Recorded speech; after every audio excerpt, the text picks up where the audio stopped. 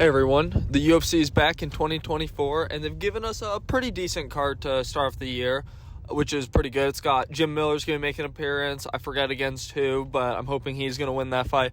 Manel Kape versus Matheus Nicolau will be having their rematch, and if Manel Kape wins, he's probably next for a title shot and will be placed in the top 5. So that's a fight that you guys need to be watching out for, because Manel Kape always makes an interesting fight.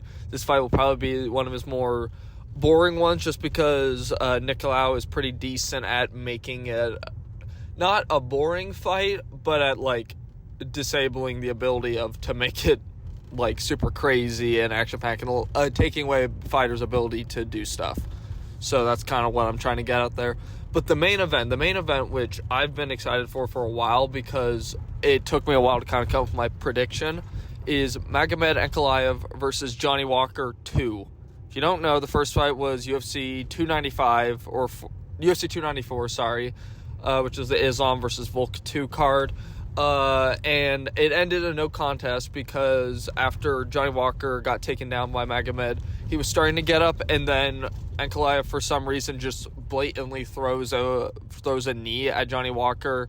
Super weird. I don't know why it was called a no contest when Peter Yan does it to Aljamain Sterling, who was digging his hands into the glove and basically crouching on the ground. Does that, but that's considered a DQ. But in this case, and you can even say, oh, well, Johnny Walker wasn't even out. Yeah, I know. I don't know why it was considered a no contest, because he was clearly fine and ready to go. He got hit by it, but he wasn't it's like just a strike of it, and you have the doctor that's trying to talk to him, not in his main language, so he's not going to be able to answer the way that you want him to, which I thought was stupid. But the fight's over, and it's being rebooked now, and I'm going to go Johnny Walker. And I know, I want everyone in the comment section, before you start commenting, I'm aware that's an underdog pick. It's a risky pick to take with the history of Johnny Walker's chin. And yes, I'm not going to say Johnny Walker's going to absolutely win, because he's been KO'd before. He got KO'd by Jamal Hill. He got KO'd by Corey Anderson. I'm trying to remember who else, but just a bunch of other people have done it to him. It's not been a good look for him, but he's on a win streak right now, 3-fight win streak. He submitted Ion Cutelaba, which I don't think I'd ever seen him submit someone before, so that was kind of crazy. He KO'd at the time, surging Paul Craig, as Paul Craig was kind of going for some takedowns and for a single leg, and he kind of realized Johnny Walker is a giant dude. It's 6'5", 6'6". I don't know. It seems to always fluctuate what people say, but he couldn't get him down just because giant man. Good hip strength, very stable balance and that stuff. Couldn't get him down, but he wouldn't let go of his leg. So Johnny Walker just keeps battering him with hammer fists, and eventually that's just going to KO the dude. So that one made sense. And then he put on a pretty good striking display against Anthony Smith. And I seem to keep saying this about fighters who are fighting Anthony Smith. They're not throwing enough leg kicks. This guy has openly admitted that he cannot check a leg kick to save his life.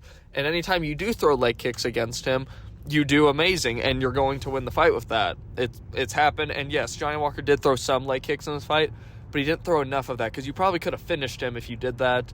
And yeah, it was a decision, which I don't think is the best way to beat Anthony Smith when you consider his recent fight with that. But he's got some other good wins in that, and the one thing I want to talk about is mindset, because Johnny Walker has been known to kind of play around in the cage, kind of annoyingly. He's been doing gimmicks and that stuff, basically kind of baiting fighters in there, and it will lead to him getting flashy KO'd, him getting flashy KOs, him getting KO'd, or it's just kind of a decision thing where you're well, he could have, if he pushed it slightly more, he would have been able to KO him.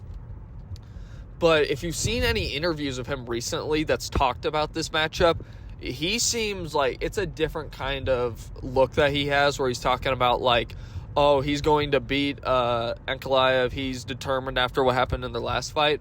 And I'm also going to state this as well, and this is still probably one of the most annoying things to me right now, is MMA fans who think one round or this alone, 3 minutes of a fight, dictate how the second fight's going to go. Of Magomed Ankalaev was whooping Johnny Walker.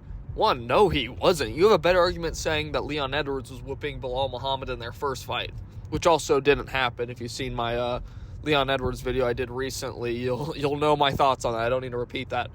But, like, no, it was not really. And even the takedown, like, people are going to stem it from the takedown that Ankalaev got.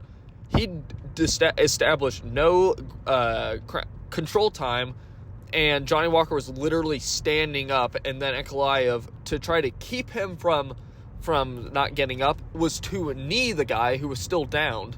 Like, I don't understand the MMA fans of that, of like these Russian guys, specifically like Ankalaev, where they were like throwing a fight thinking that it was such a dominant performance he had against Jan Blachowicz. And the next thing I want to talk about is performances, because yes, I think these two are both amazing fighters. I think Ankalaev can become a champion. I think he can absolutely win this fight against Johnny Walker. If he beats Johnny Walker, I'm not going to be surprised, because he's a phenomenal fighter. He's only lost one fight, and that was a Hail Mary submission loss to Paul Craig in a fight that he was absolutely dominating on, beating up Paul Craig in that, and with 1 second left in the fight, he has to tap to like a triangle choke. It happens. But if you look at some other fights that, it's just choices he makes with that. Like, he has no submission, so everybody commenting, either they'll say, like, Magomed Ankalaev by, like, rear naked choke just because he's this Dagestani wrestler guy. Like, no, this guy does not get submission, so where the fuck are you getting this idea from? This guy has no submission wins, not only in the UFC, but in MMA in general, so, like, quit the cap. It's stupid. If that happens, I'll be surprised. KOing him makes more sense, but decision, if you look, he's on, like, if I remember, of his last 5 wins, I believe they're all been decisions. That's at least what I know. His last TKO was against Ion Cutelaba. Not a good look. It seems to be like when he's going up against these, like, higher echelon, he's not getting finishes. And to be fair, Johnny Walker has probably the worst chin in that division besides Anthony Smith, in the top 15 at least. So it's not like he can't get a KO or he doesn't have power, because he obviously does. Big, strong dude with that. But I want to point at the Jan fight, because people think that he should have won that fight. I think he won that fight, but I'm also don't think it was a robbery, that it was a draw. Despite what Joe Rogan, his fans will say, Magomed's fans will say, it was not. Joe Rogan just seems to hate Jan, apparently. The first 2 rounds, literally, Jan was absolutely piecing up his legs, and it is literally Magomed's fault for trying to strike with Jan, who is mostly a striker. And he seems to do that a lot of times, he's got good hands, good, decent boxing. He is a sluggish, moving fighter. Just, I don't see why he seems to be doing that with all these fighters. And I think he's going to try to do that with Johnny Walker. And I also got to think of the mindset. He thinks he won that fight, or he thought he robbed. He should be the champion, which I'm not going to fault anyone for thinking that he won that fight, because I think he did. But, you know, a draw, it's not a robbery. I don't want to hear people saying a robbery. He's definitely upset, and I'm pretty sure he even said in interviews that he was upset that he was fighting Johnny Walker instead of challenging Jamal Hill or fighting for the vacant title. Which, I mean, I get that. I would get that. But I'm also like, the shit talk that he had done to the UFC, he dug his own grave, because you don't bite the hand that feeds you, fucking idiot. But so he's going to be pissed off at that. The fight against Johnny Walker, which if he would have won that title shot, he doesn't get that. He knows he's on a waiting list now, even if he does win, because Jamal Hill has to fight him. If Israel Adesanya accepts the title shot for, like, UFC 300, which people are talking about, I'll have to make an entire video about UFC 300 as well now. But if that happens, then Jamal Hill has to wait, and then Magomed has to wait again, so that's going to frustrate him. He knows the first fight, he got him down, and then he realizes that Johnny Walker's getting up, so he's going to be frustrated.